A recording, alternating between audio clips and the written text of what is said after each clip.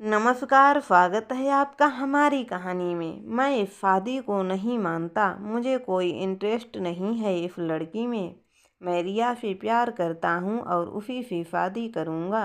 मैं इतने सालों से बोल रहा हूँ कि मैं और रिया एक दूसरे से प्यार करते हैं और शादी करना चाहते हैं, लेकिन आप लोगों ने मेरी एक नहीं सुनी और अब इस गंवार लड़की को मेरे गले बांधना चाहते हैं।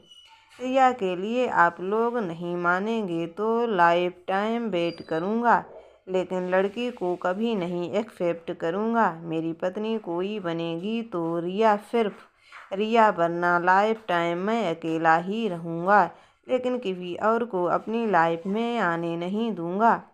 मेरा इस लड़की से कोई वास्ता नहीं है। मैं उसकी शक्ल तक नहीं देखना चाहता हूँ। ऋषभ ने गुस्से में अपनी माँ से कहा। देखो ऋषभ, ऋषभ की माँ ने उसे संबोधित करते हुए कहा, तुम्हारी और अंजलि की शादी हो चुकी है। तुम चाहो या ना चाहो, लेकिन वो तुम्हारी पत्नी है। तुम इस सच को झुठला नहीं सकते। ना चाहते हुए भी तुम्हें इस सच को स्वीकारना ही पड़ेगा।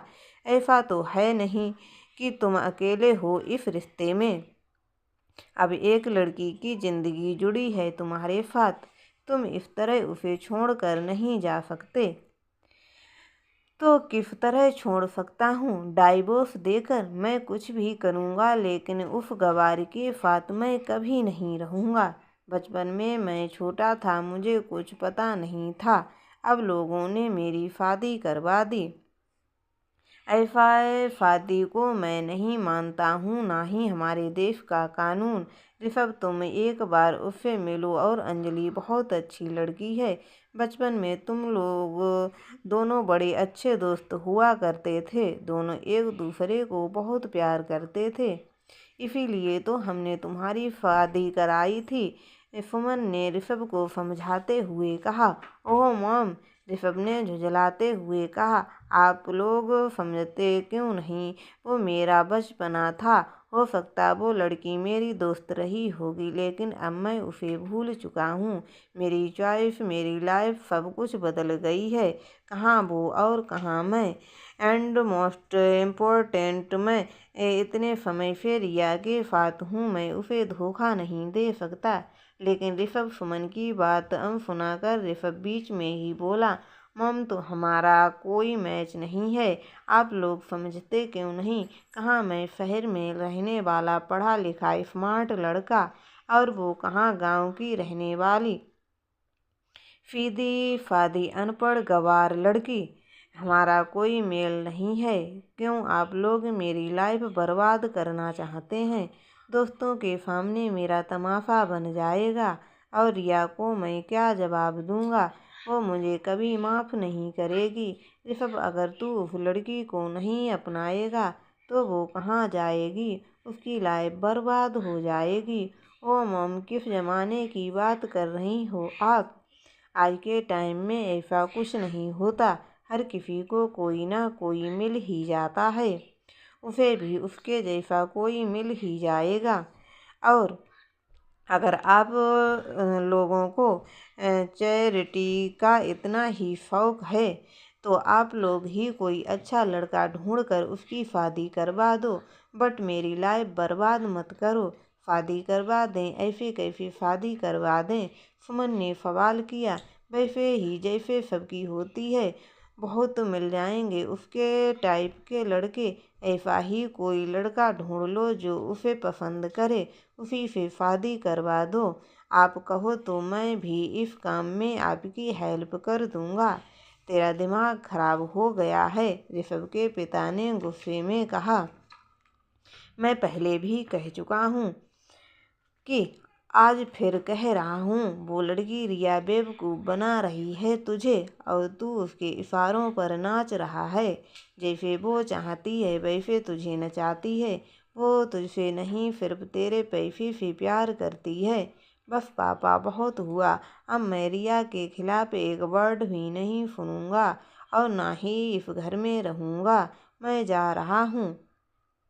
जब वो लड़की चली जाए तो बता देना। इतना कहकर ऋषभ तेजी से पैर पटकता हुआ बाहर चला गया हॉल में ही हो रही सारी बातें अंदर कमरे में बैठी अंजलि चुपचाप सुन रही थी। उसकी आंखों में निरंतर आंसू धार बहती जा रही थी। वो मन ही मन सोच रही थी कि आज उनके माँ बाप जिंदा होते तो उसके साथ ये ना होता। उसे कभी भी इस तरह के जबरदस्ती के रिश्ते में ना बांधना पड़ता। आज उसे अपने बड़े भाई अजय की बहुत याद आ रही थी। अजय कभी उसकी आंख में एक आंसू नहीं देख सकता था। एक वही तो था जिसने माँ की कमी पूरी की थी। वो सिर्फ अंजलि का भाई नहीं बल्कि माँ बाप भी था। आज के होते अंजलि को कभी भी अपनी माँ की कमी महसूस नहीं होने दी। लेकिन अजय एक बार घर से क्या गया, कभी वापस ना आया। क्या उसे कभी अपनी बहन की याद नहीं आई? वो अपने भाई को याद कर कर फूट फूट कर रो पड़ी। भैया आप कहाँ हो? क्यों मुझे अकेले छोड़कर चले गए? आप जानते थे ना कि आपके सिवा मेरा कोई नहीं है। फिर भी मुझे गैरों के साथ अकेले छोड़कर क्यों चले गए? अगर आज आप मेरे साथ होते तो मुझे यकीन है कि ये दिन नहीं देखना पड़ता। मुझे यहाँ नहीं रहना भैया, प्लीज मुझे यहाँ से ले जाओ। आपकी बहन को आपकी बहुत ज़रूरत है। अंजलि को जन्म देते हुए अंजलि की माँ का देहांत हो गया था। जिस वजह से पैदा होने के साथ ही अंजलि को मनहूस का टैग मिल गया था। अंजलि का परिवार गांव में सारे राइस परिवारों में से एक था। घर धन धान्य से पूर्ण था। किसी चीज की कोई कमी नहीं थी। अंजलि के दादा राम कैलाश जी गांव के सरपंच थे। उनकी मर्जी के बिना गांव में पत्ता भी नहीं हिलता था। राम कैलाश के बेटे थे दो। बड़े बेटे यानी कि अंजलि के पिता का नाम शिवशरण और छोटे भाई का नाम रामशरण था। शिवशरण को हमेशा पढ़ने लिखने की रुचि थी और राम कैलाश बचपन से ही अपने पिता के साथ खेती बाड़ी करता था। अंजलि का एक बड़ा भाई था जिसका नाम अजय था। अजय पढ़ाई में काफ़ी अच्छा था और बड़ा होकर पुलिस इंस्पेक्टर बनना चाहता था। अब अंजलि सिर्फ 5 साल की थी। तभी गांव की रीति रिवाज के अनुसार उसके दादा ने उसकी शादी अपने दोस्त के पोते ऋषभ के साथ करवा दी थी, जो कि उससे उम्र में 2 साल बड़ा था। अंजलि का भाई अजय को, जो कि अंजलि के करीब 10 साल बड़ा था और पढ़ाई में काफ़ी होशियार था। अजय पढ़ाई करना चाहता था। उसका सपना था पुलिस इंस्पेक्टर बनने का। लेकिन दादाजी का कहना था कि कॉलेज पास कर लिया बहुत हुआ, अब खेत के काम में अपने पिता और चाचा का हाथ बटाओ। लेकिन अजय खेत में काम करने के लिए किसी भी कीमत पर राजी नहीं था। दादाजी अजय की पढ़ाई के खिलाफ इसीलिए थे क्योंकि आगे की पढ़ाई के लिए अजय को शहर जाना था। गांव में कॉलेज नहीं था। दादाजी को डर था कि कहीं अजय शहर जाकर वहीं ना हो जाए, जैसा कि उसके पिता के साथ हुआ था। शिवशरण एक बार पढ़ाई करने के लिए शहर क्या गए, वहीं के होकर रह गए। गांव आई तो सिर्फ उसकी चिट्ठी जिसमें लिखा था, मैं वापस नहीं आना चाहता, कृपया मुझे ढूंढने की कोशिश न करें। मेरा आप लोगों से कोई वास्ता नहीं है। मैं अपनी ज़िंदगी अपने हिसाब से जीना चाहता हूँ। बहुत कोशिशों के बाद 15 साल लग गए उसे वापस लाने में। दादाजी नहीं चाहते थे कि जो मुसीबत एक बार आ चुकी है दूसरी बार आमंत्रण दिया जाए। अजय ने हर तरह से अपने दादाजी को मनाने की कोशिश की, लेकिन वो नहीं माने। तब अजय ने घर से कुछ पैसे लिए और गांव छोड़कर शहर चला गया। अजय के जाने से गुस्साए दादाजी ने अजय को अपनी जायदाद से बेदखल कर दिया। वो दिन था और आज का दिन अजय की कोई खबर नहीं आई और ना ही किसी ने उसे खोजने की कोशिश की। शिवशरण को पहले पत्नी और फिर इकलौते बेटे के जाने का शोक ऐसा लगा कि एक बार बीमार पड़े तो फिर उठ ही नहीं सके। कुछ वक्त दवा चली, लेकिन धीरे धीरे डॉक्टर ने भी जवाब दे दिया। अंजलि सिर्फ 10 साल की थी तब उसके पिता ने इस दुनिया से विदा ले ली। पिता के जाने के बाद अंजलि का जीना दुश्वार हो गया। खाने के नाम पर चाची के ताने और पीने के लिए भरपूर मात्रा में गालियों के कड़वे घूंट मिलने लगे। सारा दिन चाची के ताने सुनती, खाने को रूखा सूखा जो बचा होता वो मिल जाता। घर का सारा काम भी चाची ने अंजलि के सर पर डाल दिए। अंजलि के जीवन में अपना कहने के लिए या उसके सर पर हाथ रखने के लिए कोई था तो वो ये सिर्फ उसके दादाजी। लेकिन पुराना पेड़ आखिर कितने दिन चलेगा। एक दिन दादाजी की भी तबीयत बिगड़ी और खटिया पकड़ ली। सिर्फ 15 साल की उम्र में अंजलि के सर पर दादाजी का साया भी उठ गया। दादाजी के चले जाने से अंजलि के पास अब जीने की कोई वजह नहीं बची थी। माँ को तो वो जानती ही नहीं थी। पिता से कभी कोई लगाव नहीं हुआ, लेकिन अजय की याद उसे अक्सर आती थी। कई बार उसका दिल किया कि आत्महत्या कर ले, लेकिन ये सोचकर रुक जाती कि एक दिन उसका भाई वापस आएगा और इस नरक से ले जाएगा, क्योंकि अजय ने उससे वादा किया था कि वो उसे लेने जरूर आएगा। लेकिन जैसे जैसे दिन बीत रहा था उसकी हिम्मत भी टूटती जा रही थी। अब अंजलि चाचा चाची को बोझ लगने लगी थी। अंजलि की चाचा ने पहले ही खेत और गज के कागज पर धोखे से दादाजी का अंगूठा लगवा लिया था। अब बस उन्हें कैसे भी करके अंजलि को घर से निकालना था, जिसका सबसे आसान तरीका था उसकी शादी करना। लेकिन अगर कहीं और अंजलि की शादी की जाती तो शादी में खर्च करना पड़ता। इसीलिए उन्होंने दिमाग लगाया और ऋषभ के दादाजी पर दबाव बनाने लगे अंजलि का गौना करने के लिए। जब ये बात अंजलि को पता चली तो उसकी खुशी का ठिकाना ना रहा।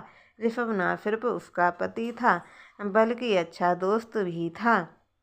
बचपन से ही अंजलि ऋषभ को प्यार करती थी कि ऋषभ के पापा शहर में जॉब करते थे।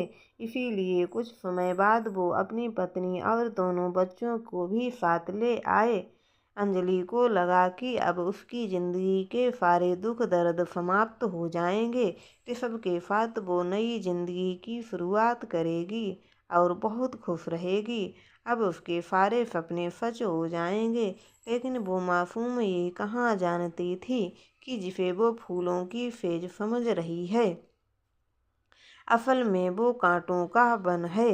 अंजलि कमरे में बैठी रोए जा रही थी। उसे कुछ समझ नहीं आ रहा था कि वो अब क्या करे।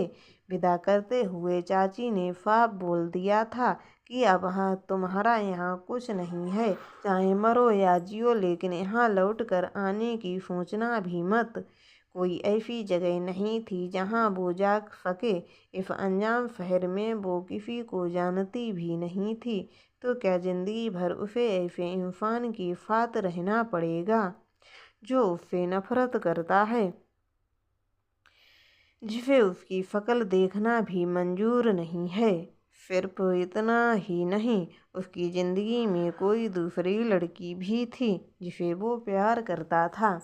आखिर क्या होगा अब उसका, कहाँ जाएगी, क्या करेगी, किसके सहारे ज़िंदगी जिए। आखिर भगवान ने उसकी किस्मत में ही दुनिया के सारे दर्द क्यों लिखे हैं। इसी कसम में वो अपने अतीत में खो गई। बचपन में ऋषभ और अंजलि बहुत अच्छे दोस्त थे। साथ रहना, साथ खेलना, ऐसा लगता था जैसे दोनों एक दूसरे के लिए ही बने हैं। उसे याद आता है कि जब एक बार उसकी गुड़िया नदी में गिर गई थी और वो रोने लगी थी। ऋषभ ने बिना कुछ सोचे समझे नदी में छलांग लगा दी थी। पौष मास की कड़कड़ाती ठंड में वो नदी में गुड़िया निकाल लाया था और फिर ठंड लगने की वजह से जो बीमार पड़ा तो महीनों तक ठीक नहीं हुआ। जब अंजलि ने कहा, गुड़िया तो दूसरी आ जाती, तुम क्यों ठंडे पानी में कूद गए? तुम रो रही थी, मुझसे तुम्हारे आंसू नहीं देखे गए, तुम्हें रोता हुआ कैसे छोड़ देता? ऋषभ ने कहा। दोनों के इसी प्यार और प्रभाव को देखकर दादाजी ने रिश्ता करने का निश्चय किया था। दिन था और आज का दिन। क्या ये वही ऋषभ है? कोई इंसान इतना कैसे बदल सकता है? अंजलि को ये बात समझ में नहीं आ रही थी। अंजलि तो बस बचपन से ही ऋषभ को अपना सब कुछ मान चुकी थी। ऋषभ ही उसका पहला प्यार था। उसी के सपने देखते हुए बड़ी हुई थी। हमेशा से यही सोच रही थी कुछ समय की बात है और एक बार उसका गौना हो जाए, फिर ऋषभ के साथ खुशी खुशी जिंदगी बिताएगी। लेकिन आज ऋषभ के सारे बातें सुनकर अंजलि के सपनों का संसार टूट कर बिखर गया था और उसके टूटे हुए टुकड़े अंजलि को बुरी तरह चुभ रहे थे। उसका दिमाग फ्रीज को हो चुका था। उसके सोचने समझने की शक्ति खत्म हो चुकी थी। वो बस रोते हुए भगवान से यही सवाल किए जा रही थी कि आखिर वो इतनी अभागी क्यों है? क्यों उसको हर वो रिश्ता, हर वो चीज़ दूर हो जाती है जो उसे प्यारी होती है? तभी रूम का दरवाज़ा खुला और ऋषभ की माँ सुमन कमरे में दाखिल हुई। सुमन को देख अंजलि खड़ी हो गई। सुमन उसके पास आई और उसके आंसू पोंछते हुए बोली, मैं समझ सकती हूँ इस वक्त तुम पर क्या बीत रही है, लेकिन तुम बिल्कुल चिंता मत करो। मैं तुम्हें अपनी बहू बनाकर इस घर में लाई हूँ। अगर ऋषभ तुम्हें अपनी पत्नी नहीं मानता तो कोई बात नहीं। आज से तुम मेरी बहू नहीं बेटी हो। तुम्हारे जन्म के वक्त मैंने तुम्हारी माँ से वादा किया था कि मैं तुम्हें हमेशा अपनी बेटी के तरह ही रखूंगी। शायद भगवान भी यही चाहते हैं कि मैं तुम्हारी सास नहीं बल्कि तुम्हारी माँ बनूं। इसीलिए आज से तुम मेरी बेटी हो। इतने सालों से मैं तुम्हारे लिए कुछ नहीं कर पाई, लेकिन अब मैं एक माँ के सारे फर्ज निभाऊंगी। तुम कपड़े बदल कर फ्रेश हो जाओ, पहले हम डिनर कर लेते हैं। तुम्हें भी भूख लगी होगी। अंजलि जी की अब तक सुमन की सारी बातें आराम से सुन रही थी। बिना कुछ कहे हाँ में सिर्फ सिर हिला दिया। सुमन ने अंजलि के सर पे हाथ रखा और एक स्माइल देकर बोली, जल्दी आ जाओ, हम वेट कर रहे हैं। कहकर सुमन बाहर निकल आई। अंजलि ने भी अपने आंसू पोंछे। सुमन की बात सुनकर उसे कुछ सुकून मिला। उसने एक लंबी सांस ली और अपने बैग से कपड़ा निकाल कर बाथरूम में चेंज करने चली गई। बाहर हॉल में सोफे पर बैठे ऋषभ के पिता शेखर ने सवालिया नज़रों से सुमन को देखा। सुमन के उसके मन की बात को समझते जवाब दिया, सब ठीक है, वो फ्रेश होकर आ रही है, मैं खाना गर्म कर देती हूँ। शेखर और सुमन डाइनिंग टेबल पर बैठे हैं। सुमन भी आ जाती है और उसे आता देख शेखर ने कहा, आओ बेटा बैठो, इसे अपना ही घर समझो, बिना किसी टेंशन के बेफिक्र रहो। हम दोनों तुम्हारे साथ हैं। कभी भी खुद को अकेला समझने की गलती मत करना। कोई भी प्रॉब्लम हो, कुछ भी ज़रूरत हो, बेझिझक हमसे कहो। ये समझ लो कि हमने आज से तुम्हें गोद ले लिया है और तुम हमारी बेटी हो। तुम्हारी सारी जिम्मेदारी अब हमारी है। अंजलि बिना कुछ बोले बैठ गई। सुमन ने उसे खाना सर्व किया, लेकिन उसका मन अभी भी भारी था। बिना मन के उसने थोड़ा खाना खाया। सुमन ने थोड़ा फोर्स किया खाने के लिए, लेकिन शेखर ने उसे रोक लिया। रहने दो, जब उसे भूख लगेगी तो खा लेगी, तुम जबरदस्ती मत खिलाओ। शेखर ने कहा, ठीक है बेटा, जाओ तुम अपने कमरे में आराम करो, कुछ ज़रूरत हो तो मुझे बुला लेना। सुमन ने अंजलि से कहा। सुमन अपने कमरे में चली जाती हैं। तभी अचानक धड़ाम की आवाज़ के साथ दरवाज़ा खुलता है और शराब के नशे में ऋषभ घर में दाखिल होता है। शेखर, तुमने शराब पी है? नाक पर उंगली लगाते हुए सुमन ने कहा, नहीं, मैंने कोई शराब नहीं पी। लड़खड़ाते कदमों के साथ ऋषभ ने अंदर आते हुए कहा, वो लड़की चली गई? ऋषभ ने हकलाते हुए सवाल किया। उसका नाम अंजलि है और वो इस घर में की बहू है, तेरी बीवी है और वो यहीं रहेगी। हाँ हाँ हाँ, ऋषभ ने ठहाके लगाते हुए कहा। वो गवार इस जन्म में मेरी पत्नी कभी नहीं बन सकती। कहते हुए ऋषभ अपने कमरे से चला गया। दरवाजे पर खड़ी अंजलि को घूरते हुए उसने कहा, ए गवार लड़की, चल निकल यहाँ से, मेरा कमरा है ये, यहाँ मैं और रिया रहेंगे। तुझे पता है रिया कितनी स्मार्ट है, कितनी समझदार है, उसका फैशन सेंस कमाल का है। कहाँ तू और कहाँ मेरी रिया? से अच्छी तो रिया की घर की काम वाली बाई है। अंजलि बिना कुछ बोले बस ऋषभ को देखे जा रही थी। उसकी आंखों से आंसू की धारा निरंतर बह रही थी। अचानक ऋषभ ने उसका हाथ पकड़ा और लगभग घसीटते हुए हाल में ले आया। चल निकल यहाँ से, मेरा कमरा है, ये मेरा घर है, अभी के अभी निकल मेरे घर से। चटाक! सन्नाटेदार थप्पड़ ऋषभ के गाल पर पड़ चुका था।